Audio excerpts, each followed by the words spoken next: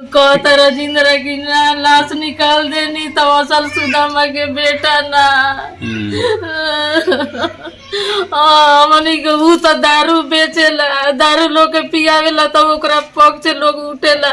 हमरा लगे का बस साहेब की हम पियाई अपना पार्टी में रखी से कोई को तो कहूं करा से ओ का उखाड़ ली एक तरफ चढ़िए पटक पटक मारे जाके कहूं करा से जाके कहूं करा से हमरा बारे में आप कोई के हमारा बाप बोल दिया नु तो पूरा नाक लगा हम लगा देबो तो जलगावत न के देखो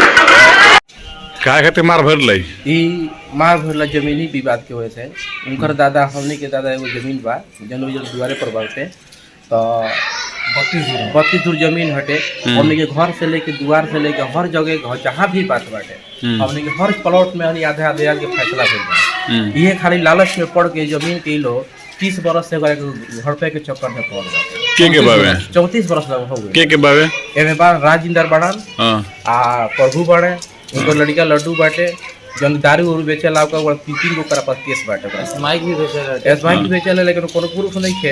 लेकिन सरकारी रिकॉर्ड में दारू के तो बढ़ नहीं बाटे। हाल फिलहाल में घुटनी थाना ओकरा गिरफ्तार कर जेल से आइला 1 महीना पहले।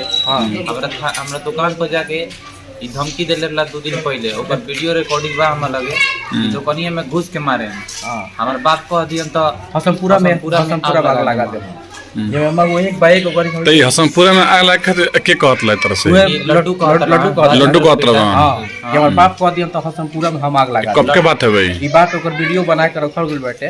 ई बात 2 दिन के 3 दिन के है दूध परसों के हटे परसों के बाद परसों दोपहर में के हटे ये बात को तो कहत लो एक बाइक हंगामा कर दी हम लोग हंगामा कर के उनकी कोनो विचार प्रशासन के जैसे ही जात वही कदम तो पूरा कदम तुरंत उठा करके लोग बांस से मरले वालो उनको 2 गो रिश्तेदार भी आई रहे लोग जैसे वो लोग उनके जब किनका लोग के ना अच्छा ई मार कब के भइल बाबे ई मार भइल बा काल के मार काल के सुबह में 10 से थाना में दिल बा आवेदन थाना में आवेदन दिहल गेल बाटे। अच्छा अब थाना प्रभारी जो ओने से भी घायल कोई बाबे ओने से जाने से कोई घायल नहीं कोई जाने तो के पट्टी शॉट होइले वाला महाराज 14 आदमी रह रहनी के 3 आदमी रहनी सब लहेजी से आदमी बोले लगला लो अपना सार के बोले ले रहन हां मार करे खातिर जबकि अपना दामाद के भी बोले ले रहन दामाद ना लोग ना कोई लोग कुछ लेकिन ये दुनिया सार लोग मारल लोग बांस से उठा के मारल लो राजेंद्र भी बांस से मरले वन वो हमार लगे वीडियो बाटे।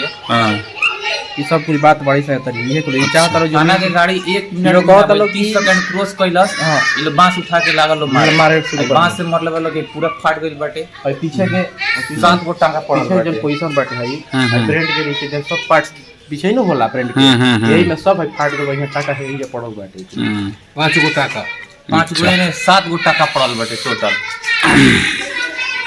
अपन चोट कहां का लगा चाची अभी भाई हाथ में लगा के मार देला बांस से फाट गइल अरे बाप रे है ना लात से मार देला भाई गला में जूतिया रहुए एगो मंगलसूत्र देखि सुजल बा गला में जूतिया रहुए जूतिया के खींच ले वो मंगलसूत्र वो खींच ले वो आ सब सीना खुलल बा एक गुरिया में रहुए 3 4 3 गो सब खींच ले एगो मंगलसूत्र रहुए हमरा के पटक के छाती पर चढ़ के घीच लेले बड़ी के खींचले बावे उनकर राजेंद्र बाबू घीच ले दुर्गावती को पत्नी खींच ले बड़ी दुर्गावती हां दुर्गावती ये सब खींच के पटक दुर्गावती मालती दे हमनी के 2 आदमी है वो लोग 7 आदमी रहो जे भी रहो सब कोई भीड़ को एक घड़ी मार करे के झगड़ा करे कोनो मुद्दे वाला नहीं प्रशासन बा डांट के हम सुना देवा हे पर मार देले बाटे की फाट गइल बाटे हई चोट लगल लावदास तू गए ब्रो जी इकोन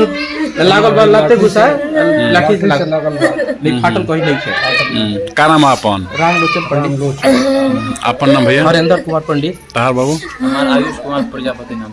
अरे बाप रे लोग कहेला अरे बाप बाप ये बात है अरे माई तो टोटल मार पे भेल बा जमीनी मामला में ठीक बा जमीन कहां बावे वो वही बांस से गंडा बड़ा अच्छा बांस से घेराइल बावे वो अरे तो अभी कहत जबरदस्ती उ खेले वालो उ लोग खेले वालो हाँ वो लोग घेर लगा तो मेरा वो हिस्सा बका हमने आधा हिस्सा बावे दोनों आदमी के दादा एक ही हो तो हिस्सा तो होगा आधा पहले हाँ। चलता टे छतियारे बाटे। भाई हर जगह हमने की जहाँ भी बानी सब आधा बानी सब घर से सारे लेकर हर जगह हर मिलल जगह बाटे। ये जमीन के हड़प के चक्कर में ये लोग कहत जो कहता लोग का कि मालिक हमरा के मुंह जबानी बनबस कर देले बाटे। मुंह जबानी के तो जब मालिक मुंह जबानी थोड़ा मालिक कला। जब मुंह जबानी बनबस कर देले बाटे तो इनका लोग लग पट्टा कहां से आइल आ वो पट्टा दू-दू का पट्टा पट्टा नहीं खेल पट्टा थोड़े हटे पट्टा तो कुछ ना उ लदावी हो एगो जबकि उ ना होके जे सादा कागज पर उ जल पर भी बना अच्छा थाना में आवेदन वो देले बनी जी थाना में आवेदन देल बनू अबे थाना में आवेदन हम देले बना कब देल बा आवेदन काल की तो आवेदन दिया गया अपन इलाज कहाँ कहाँ भेल बावे अपन ये जलालपुर गल गए वहां से रेफर कर दिया गया तो सिवान हो गया